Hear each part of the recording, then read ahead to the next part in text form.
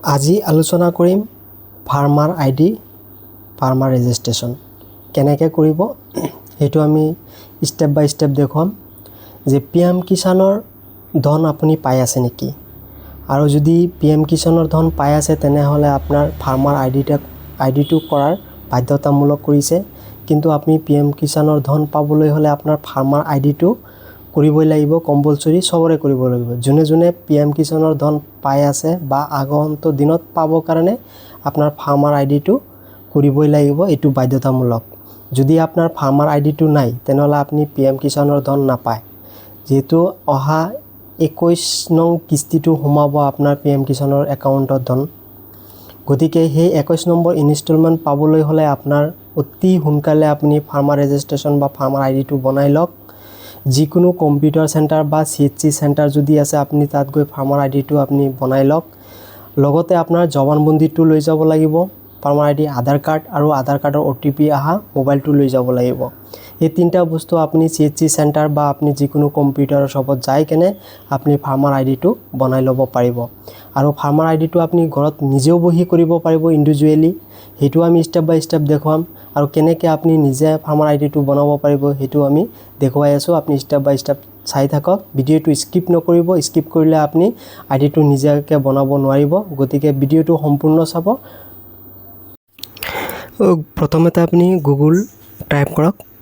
এতিয়া গুগলত সাৰ্চ কৰিব লাগিব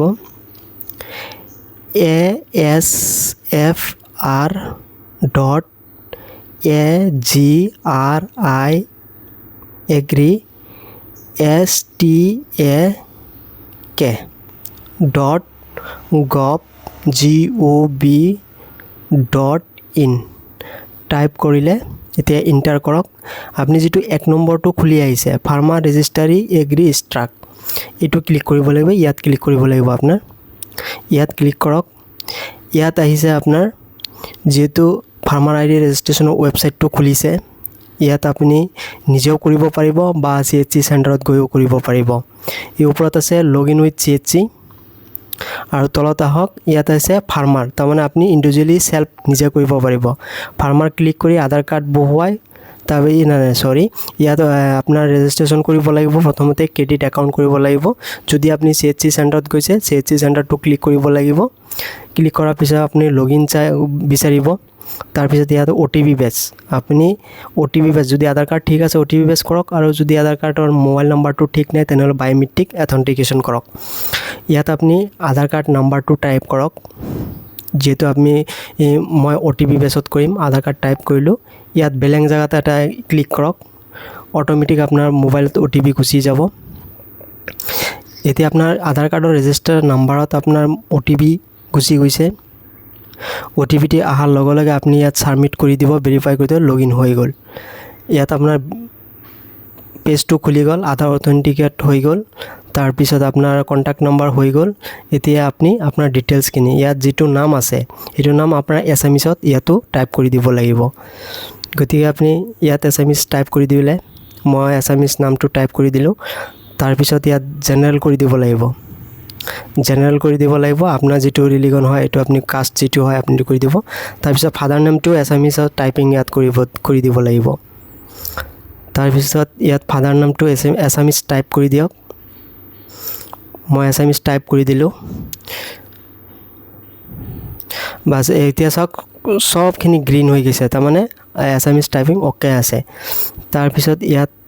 আপুনি আপোনাৰ পাৰ্সোনাল ডিটেইলছ খিনি চেক কৰক আপোনাৰ বেলেন্স ডিস্ট্ৰিক্ট ষ্টেট পঞ্চায়ত সব ঠিক আছে না নাই ইয়াত চেক কৰিলে তাৰ পিছত আপুনি দিব লাগিব ইয়াত ল্যান্ড অনাৰশিপ ডিটেইলছ আপুনি অনাৰশিপ ডিটেইলছ ইয়াত ক্লিক কৰিব লাগিব তাৰ পিছত এড টু ল্যান্ড কৰিব লাগিব তাৰ পিছত ইয়াত ডিস্ট্ৰিক্ট সিলেক্ট কৰিব লাগিব তাৰ পিছত আপুনি ইয়াত সাৰ্কুল সিলেক্ট কৰিব লাগিব ইয়াত আপোনাৰ বেলেন্স আপুনি কোনটো বেলেজৰ পৰা আপোনাৰ ল্যান্ড আছে ইয়াত আপুনি ডাক নম্বৰটো বহাব লাগিব ইয়াত সাৰ্ভে নম্বৰ আছে ইয়াত আপুনি আপোনাৰ পাট্টাৰ ডাক নম্বৰটো ইয়াত বহাব লাগিব মই ইয়াত ডাক নম্বৰটো বহালো সাবমিট কৰিলো কিন্তু ইয়াত বাই নেম হিচাপত সাৰ্ভিস সাবমিট কৰিব লাগিব ইয়াত ষ্টাৰ মাৰ্কটো কৰি দিয়ক অটোমেটিক আপুনি হেতু দাগত কিমানজন মানুহ আছে সব কেটা ইয়াত শো কৰিব ইয়াত আপোনাৰ নাম ক'ত আছে বিচাৰি উলাব লাগিব আপোনাৰ নামটো ক'ত আছে বিচাৰি উলাওক যেনিবা মই পাইছোঁ ইয়াত ক্লিক কৰি দিলোঁ হৈ গ'ল সব ওকে হৈ গ'ল তাৰপিছত ইয়াত সিলেক্ট কৰি এগ্ৰিকালচাৰ ইউজ হৈ আছে ল্যান্ডটো এড কৰি দিয়ক এড হৈ গ'ল এণ্ড ভেৰিফাইড অল ল্যান্ড ইয়াত ক্লিক কৰি দিয়ক আপোনাৰ ল্যান্ডটো ভেৰিফাইড হৈ গ'ল তাৰপিছত আহিলে আপুনি তলত স্ক্ৰল ডাউন কৰক ইয়াত একসেপ্ট টু টাৰ্ম এণ্ড কণ্ডিশ্যনখিনি ক্লিক কৰি দিয়ক তাৰপিছত সেভ বটম আছে সেভ বটম কৰি দিয়ক সেভ হৈ গ'ল সেভ বটম ক্লিক কৰি দিয়ক সেভ হোৱাৰ পিছে পিছে আপোনাৰ আধাৰ কাৰ্ড অথেন্টিক কৰিবৰ কাৰণে আহিব আধাৰ কাৰ্ড অথেন্টিক কৰাৰ কাৰণে আপুনি OTP যাব মোবাইলত OTP দিয়াৰ লগে লগে আপোনাৰ সাবমিট বটম আহিব সাবমিট কৰাৰ লগে লগে আপোনাৰ ফাৰ্মাৰ আইডি ক্ৰেডিট হৈ যাব সেই ফাৰ্মাৰ আইডি লৈ আপোনাৰ ডিস্ট্ৰিক্ট এগ্ৰিকালচাৰ অফিচত জমা দিব লাগিব জমা দিয়াৰ লগে লগে আপোনাৰ যদি PM কিষাণৰ ধন আপুনি 20 নম্বৰ বা 19 নম্বৰ কিস্তিটো পোৱা নাই তেনেহ'লে আপুনি অতি সোনকালে 21 নম্বৰ কিস্তিৰ লগত তিনটা একলগতে আপুনি PM কিষাণৰ ধন পাই যাব ইয়াত আৰু বিশেষকৈ কৰিবলৈ একো নাই যদি ভিডিঅ'টো ভাল লাগিছে সাবস্ক্ৰাইব কৰক লাইক কৰক আৰু শ্বেয়াৰ কৰক